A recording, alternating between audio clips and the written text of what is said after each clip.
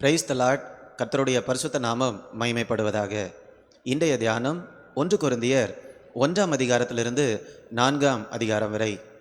இந்த நாள் தியானத்திற்கான தலைப்பு, தேவன் நம்மை எப்படி பார்க்கிறார். நாம் ஒவ்வொருவரும் நம்மை ஒவ்வொரு கோணத்தில் நாம் பார்க்கலாம். ஒரு சிலர் நினைக்கலாம், நான் எதற்குமே உதவ மாட்டேன். இன்னும் ஒரு சிலர் நினைக்கலாம், என்னால் இந்த பூமியில் எதையுமே செய்ய முடியாது. இன்னும் ஒரு சிலர் தங்களை இன்னும் வேறு விதங்களில் நினைக்கலாம். நம்மளுடைய வாழ்க்கை எப்பொழுது ஒரு நிலையான வாழ்க்கையாக காணப்படும் என்றால், தேவன் நம்மை எப்படி பார்க்கிறாரோ அதே மாதிரி நாம் நம்முடைய வாழ்க்கையை பார்க்க ஆரம்பிக்கும்போது நம்முடைய வாழ்க்கை ஒரு நிலையான வாழ்க்கையாக காணப்படும், அல்லது ஒரு ஸ்டேபிளான வாழ்க்கையாக காணப்படும்.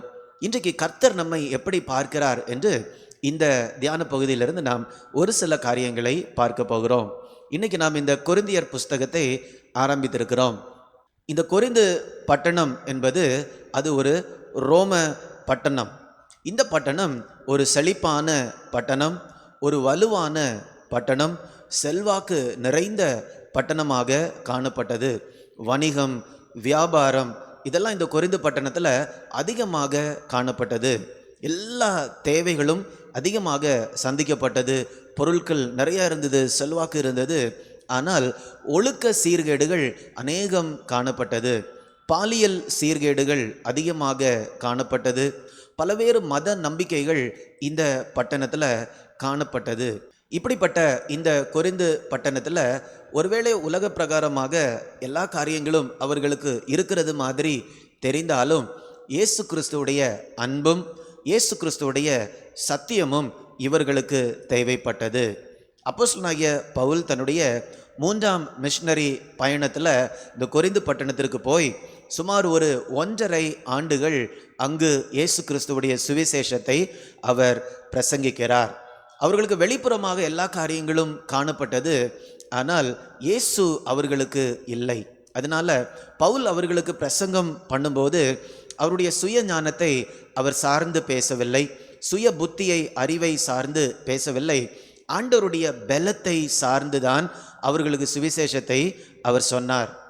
ஏனென்றால் அறிவுபூர்வமாக ஏதாவது ஒரு காரியத்தை அவர்களுக்கு சொல்லியிருந்தால் அவர்கள் சொல்லியிருப்பார்கள், இது எங்களுக்கு ஏற்கனவே தெரியும். அல்லது இயேசு கிறிஸ்து இந்த தேவைகளை, உலகத்தில் உங்களுக்கு இருக்கக்கூடிய தேவைகளை சந்திப்பார் என்று சொல்லியிருந்தால் இதெல்லாம் எங்களுக்கு அதிகமாக இருக்கிறது என்று அவர்கள் சொல்லியிருப்பார்கள். அதனால அப்போஸ்தலனாகிய பவுல் அவர் எப்பொழுதும் செய்கிறது மாதிரி அவர் சிலுவை குறித்த உபதேசத்தை அவர்களுக்கு பிரசங்கம் பண்ணினார். ஏனென்றால் அவர்களுடைய விசுவாசம் பவுலுடைய வார்த்தையை அடிப்படையில் அல்ல, தேவனுடைய பலத்தின் அடிப்படையில் காண வேண்டும் என்று அவர் அப்படி செய்தார். 2ஆம் அதிகாரம் 4ஆம் வசனம் 5ஆம் வசனத்தை நாம் பார்க்கும்போது, உங்கள் விசுவாசம் மனுஷனுடைய ஞானத்தில் அல்ல, தேவனுடைய பலத்தில் நிற்கும்படிக்கு என் பேச்சும் என் பிரசங்கமும் மனுஷ ஞானத்திற்குரிய நயவசனம் உள்ளதாய் இராமல் ஆவியினாலும் பலத்தினாலும் உறுதிப்படுத்தப்பட்டதாய் இருந்தது. இப்போ இப்படிப்பட்ட ஒரு பட்டணத்தில் பவுல் பரிசுத்த ஆவியின் வல்லமையோடு தேவ பலத்தோடு அவர் சுவிசேஷத்தை சொல்லும்போது அநேகர் இயேசு கிறிஸ்து மேலே விசுவாசம் வைக்கிறார்கள். அந்த இடத்துல ஒரு சபை ஸ்தாபிக்கப்பட்டது. இந்த சபை ஸ்தாபிக்கப்பட்ட பிறகு அவர்கள் தங்களுடைய விசுவாச வாழ்க்கையை வாழ ஆரம்பித்தார்கள். இப்படிப்பட்ட ஒரு சூழலில் அவர்கள் விசுவாச வாழ்க்கையை வாழ ஆரம்பிக்கிறார்கள்.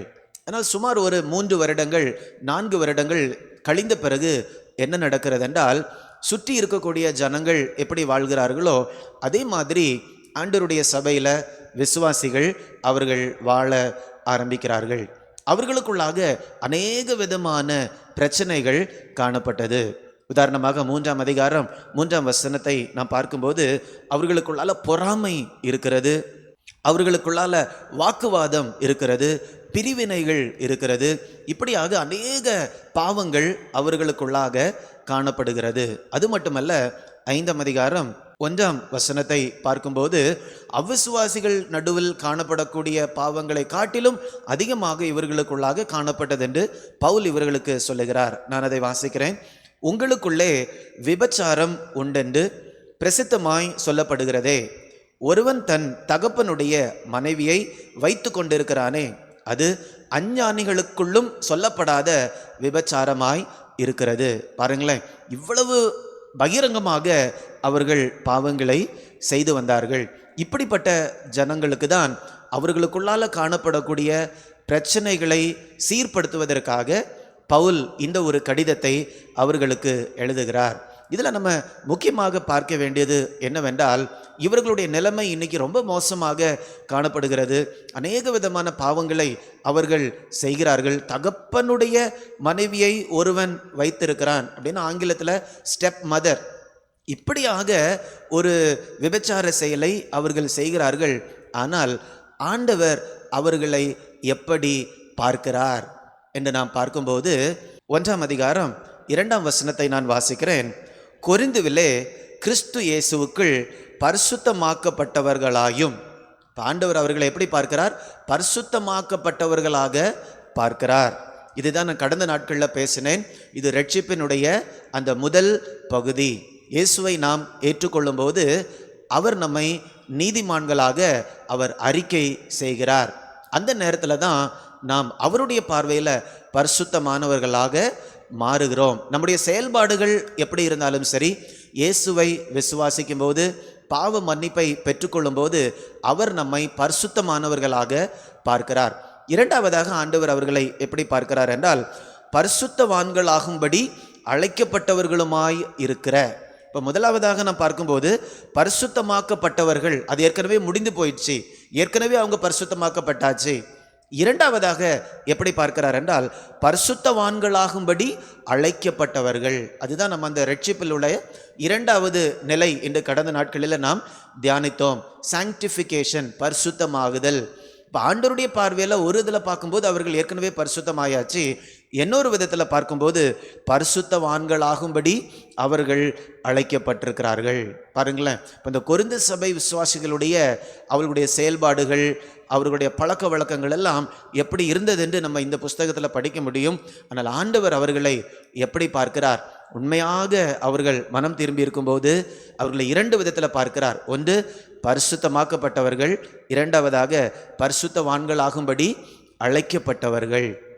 நம்முடைய வாழ்க்கையிலும் கூட ஆண்டவர் நம்மை எப்படி பார்க்கிறாரோ அதே விதமாக நாம் நம்மை பார்க்க வேண்டும். அதுதான் நம்முடைய வாழ்க்கையில் இருக்கக்கூடிய மிகப்பெரிய அழைப்பு.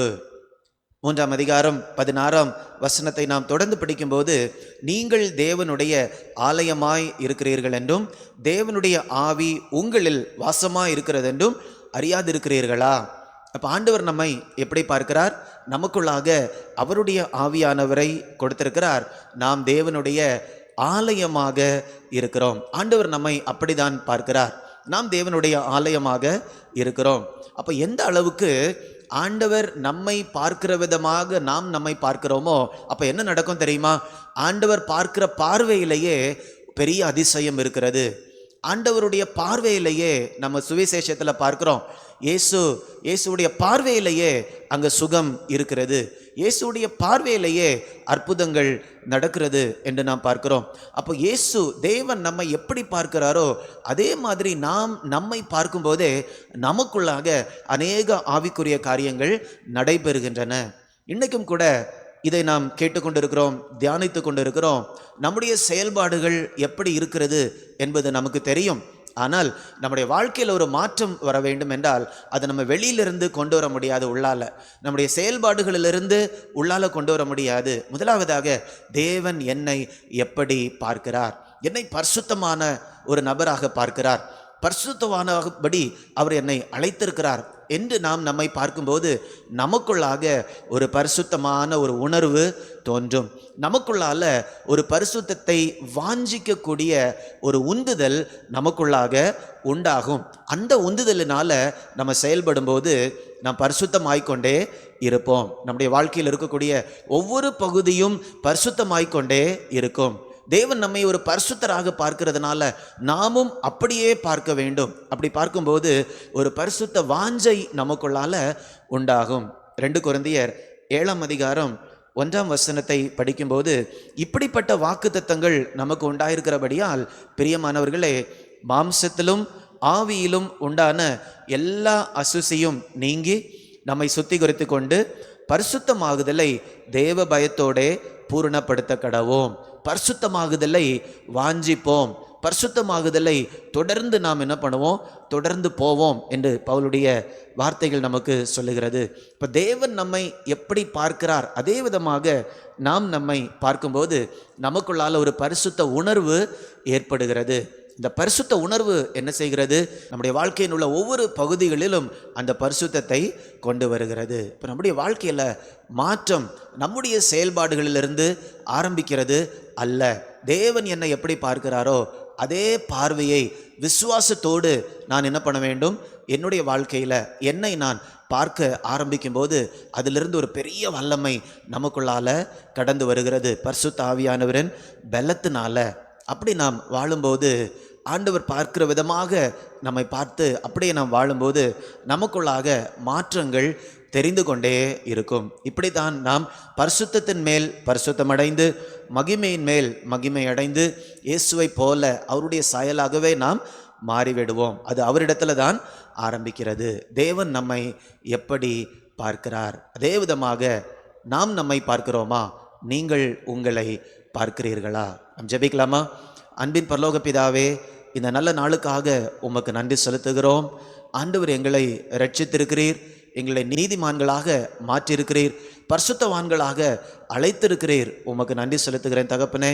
கர்த்தர் எங்களை பார்க்கிற விதத்தில் நாங்களும் எங்களை பார்க்க ஆண்டவர் கிருபை தரும்படியாய் ஜெபிக்கிறேன். அதன் மூலமாக ஒரு பரிசுத்த வாஞ்சை எங்களை ஒவ்வொருவருக்குள்ளாக உண்டாவதாக என்று நான் ஜெபிக்கிறேன் தகப்பனே. அந்த வாஞ்சை எங்கள் வாழ்க்கையில் இருக்கக்கூடிய ஒவ்வொரு பகுதிக்குள்ளாகவும் கடந்து செல்லும்படியாய் ஜெபிக்கிறேன். கடந்து சென்று ஒவ்வொரு பகுதிகளையும் மாற்றும்படியாக மறுரூபப்படுத்தும்படியாய் ஜெபிக்கிறேன். கர்த்தர் அப்படி செய்து உடைய நாமத்தை மகிமைப்படுத்தும் மீட்பர் இயேசுவின் மூலம் கேட்கிறேன் நல்ல பிதாவே. ஆமேன், ஆமேன்.